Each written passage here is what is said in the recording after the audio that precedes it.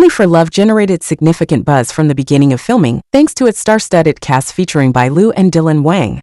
Behind-the-scenes clips suggested a strong on-screen chemistry between the two, fueling anticipation among fans. Adapted from Qiao Yao's novel Accidental Love and filmed in 2022, the drama was heavily promoted as one of the biggest modern dramas of 2023. However, when the show finally aired, it received a disappointing Douban rating of 4.5. The initially promising drama turned out to be a letdown, with viewers expressing their dissatisfaction. Negative comments flooded online forums shortly after the release, with many sharing similar sentiments. Some viewers even abandoned the series after just a couple of episodes, and others couldn't make it through the first one. A recurring criticism centered on director Gua, whose awkward camera angles and the cliched plot, whereby Lu's character, a financial reporter, falls in love with Dylan's cold and brooding CEO character. Netizens strongly criticized the implausible plot, deeming it unwatchable. One disappointed viewer noted, "I have never hit the fast-forward button so much before while watching a drama. Misunderstanding, misinformation, misleading, misinterpretation, and just an overall miss. Let's take a look at what went wrong." People didn't like the story. They thought it was boring with a lot of lazy writing. They called the plot nonsensical, like it was written by a computer, because it didn't have a clear direction. The main characters were criticized for being too simple and not having much depth. Dylan's character, supposed to be a big and bad CEO, was considered dull. A viewer said, "All we know about him is that he's powerful, handsome, and successful, and everything changes when he walks into a room." Bai Lu's character had a bit more background and emotion, but it wasn't very detailed. Even the side characters, like the office workers and people at the party, were criticized for talking like the audience couldn't figure things out on their own. One person said they all explained things too much, making the story seem shallow and unoriginal. The people chosen for the roles in the show didn't seem like the right fit, and the characters they played were not well written. There were moments in the series where the characters didn't act in a way that made sense based on their personalities. For example, Bai Lu's character was supposed to be a smart and intuitive financial journalist, but she often didn't understand situations well. It felt like they made her romantically awkward to fit the common theme of a strong CEO in Chinese dramas. This comment sums it up with, "I really wanted to like Only for Love. I love Wang Hedi and I really enjoy Bai Lu, but the writing of this drama is horrible, boring, repetitive, zero relationship or character growth. After 24 episodes, it is so disappointing. The writers must have brainstormed how to write a show of endless, infuriating, ridiculous plot-driven deliberate total lack of communication and misunderstanding, just to frustrate the viewers," added another commenter. The directing plays a crucial role in a production. While there has been criticism about the acting and scripts, it's also the director's responsibility to guide the cast and ensure each scene reflects the actor's best efforts. In this case, renowned director Gua, who disappointed the audience. The characters' movements felt unnatural, with instances of both overacting and underacting simultaneously. A frustrated netizen exclaimed, "Dylan doesn't have to put his hand on his chin to look serious and thoughtful. Let him act." Viewers are finding it hard to believe that this is the same director behind other hits like Mysterious Lotus Casebook, One and Only, Immortal Samsara, and Love and Destiny, all praised for their storytelling, tempo, cinematography, directing, acting, and chemistry. Some netizens pointed out that many of his previous works were historical costume dramas, suggesting that he might be applying the same approach to Only for Love, which is a modern drama and significantly different from wuxia and xinxia dramas. Regardless, viewers were unimpressed.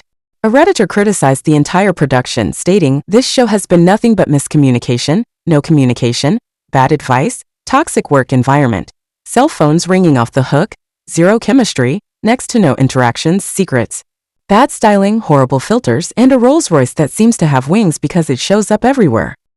Netizens were not pleased with how the costume department treated Dylan in the drama. Instead of portraying him as a stylish and modern young CEO, he was stuck in traditional suits that were 2 sizes too big.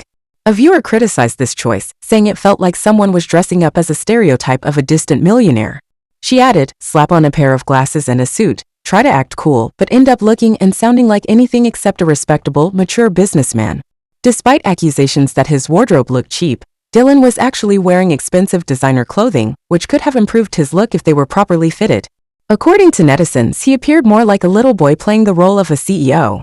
Combined with his mannerisms, youthful appearance, and voice, his portrayal failed to convince the audience.